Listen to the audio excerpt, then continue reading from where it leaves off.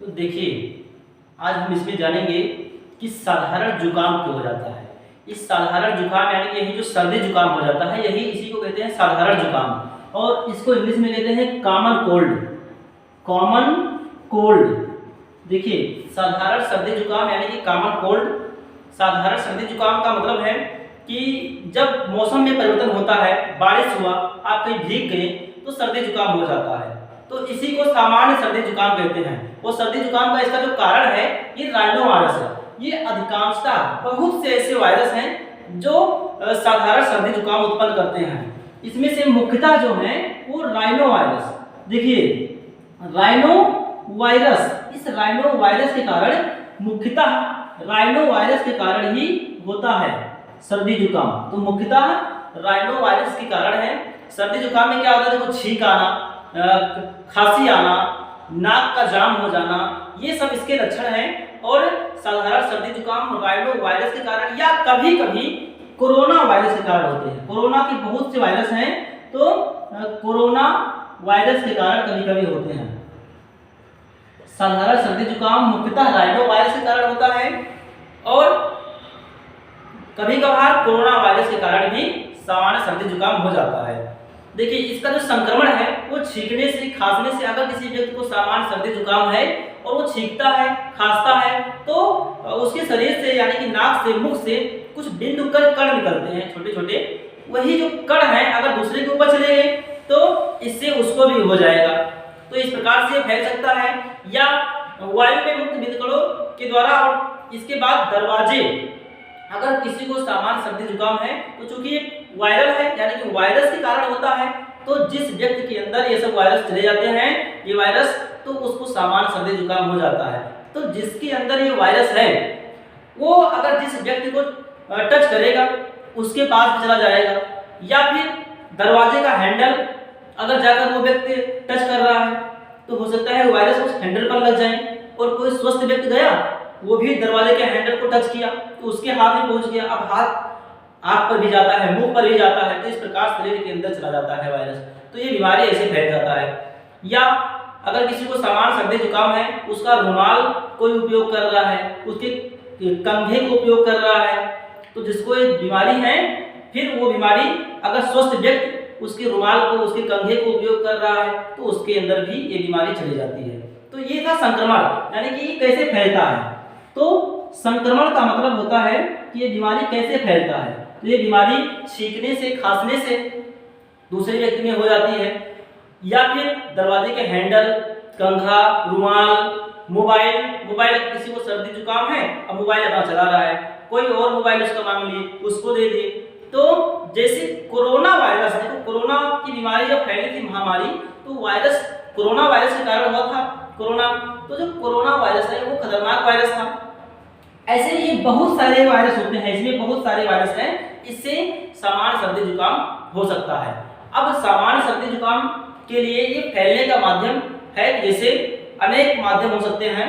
Mobile के touch करने से, या और कोई वस्तु, कोई सामान है, एक दूसरे से टच करने से ये बीमारी फैलती है। इसके जो लक्षण हैं वो नाक का कड़ापन, देखो, छींक आना, खांसी आना, सांस लेने में तकलीफ होगा, और नाक के अंदर जो नासा छिद्र है, और नासा छिद्र यानी कि श्वसन मार्ग बनाता है। जैसे हम सांस लेते हैं, सांस फेफड़े में जाता है वायु, तो वो श्वसन मार्ग कहते हैं उसे। श्वसन मार्ग की जो श्लेष्मिका है, श्लेष्मिका का मतलब है लसलसा पदार्थ। नाक के अंदर श्वसन मार्ग जो होता है उसमें लसलसा पदार्थ होता है।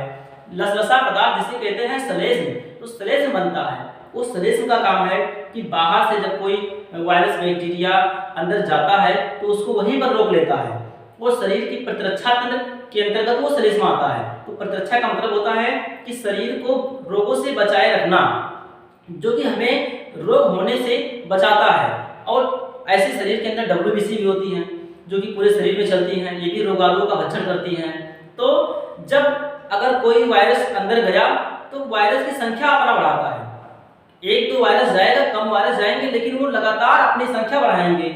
वायरस शरीर में गया तो वो लगातार अपनी संख्या बढ़ाएगा, कोशिकाओं के ऊपर अटैक करेगा। जो शरीर की कोशिकाएं हैं, तो कोशिकाओं के ऊपर अटैक करेगा, उसके अंदर घुस जाएगा, और भोजन लेकर, खाकर खूब अपनी संख्या बढ़ाएगा तो बहुत सारे वायरस हो जाएंगे। अब सभी का शरीर के अंदर प्रतिरक्षा तंत्र होता है, तो प्रतिरक्षा तंत्र चाहेगा कि जो बाहर से वायरस आया है या कोई रोग उत्पन्न करने वाला कारक आया है उसको खत्म करे। तो शरीर में अनेक प्रकार की क्रियाएं होंगी, तो उसी क्रियाओं में है कि शरीर के अंदर जो लससा पदार्थ बनता है और उसी सब वायरस को, देखो वायरस अंदर गया, उसको बाहर निकालने के लिए छींक आता है, खांसी आता है, ये सब प्रक्रियाएं प्रतिरक्षा तंत्र के द्वारा शुरू हो जाती हैं। और इसके बाद सांस लेने में तकलीफ होगा, क्योंकि नासा छिद्र या श्वसन मार्ग पर अटैक करता है, तो सांस लेने में तकलीफ होगा। अब रोकथाम देखेंगे कैसे इसका रोकथाम हो, तो देखिए व्यक्तिगत स्वच्छता पर विशेष ध्यान देना चाहिए।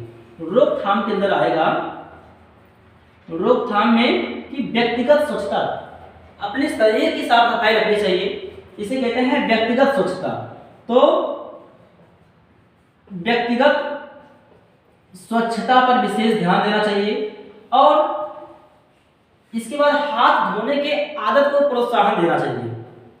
अगर आप कहीं गए हैं, मार्केट में गए हैं, मार्केट से वापस आए तो भी आपको हाथ धो लेना चाहिए, तो हाथ धोने के आदत को प्रोत्साहन देना चाहिए।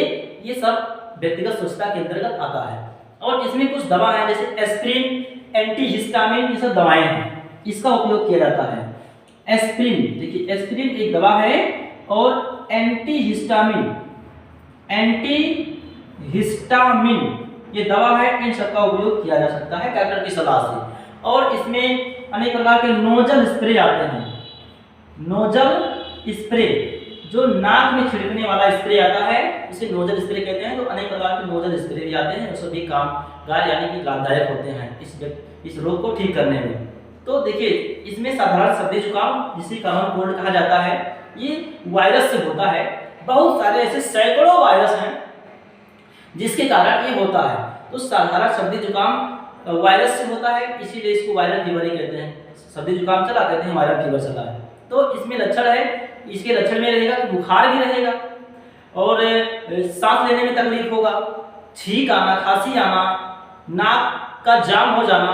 तो नाक जाम इसलिए होता है, अनेक प्रकार के शरीर में प्रक्रियाएं चालू हो जाती हैं। तो इसी के अनुसार जो नाक है, नाक में जो म्यूकस का मेम्ब्रेन है, श्लेष्म झिल्ली, उसमें कड़ापन आ जाता है, तो नाक जाम हो जाएगा। और संक्रमण यानी कि ये फैलता कैसे है, तो फैलने के लिए कोई व्यक्ति जिसको है वो छींकता है, अगर खांसता है या कंघी का उपयोग करता है, तौलिए का उपयोग करता है, अगर उसी कंघी तौलिए का उपयोग कोई दूसरा कर रहा है, उसके मोबाइल का उपयोग कोई स्वस्थ व्यक्ति कर रहा है, तो उसके अंदर वो वायरस चला जाएगा। तो ये संक्रमण है यानी फैलने का तरीका है। उसके बाद रोकथाम में देखते हैं कि इसमें व्यक्तिगत स्वच्छता पर विशेष ध्यान देना चाहिए। कहीं भी आए जाए तो अपने व्यक्तिगत स्वच्छता पर विशेष ध्यान देना चाहिए। और एस्पिरिन, एंटीहिस्टामिन या और तमाम ऐसी दवाएं हैं जो इसमें कारगर होती हैं। तो नोजल स्प्रे भी आता है, ये सभी काम करता है इसमें।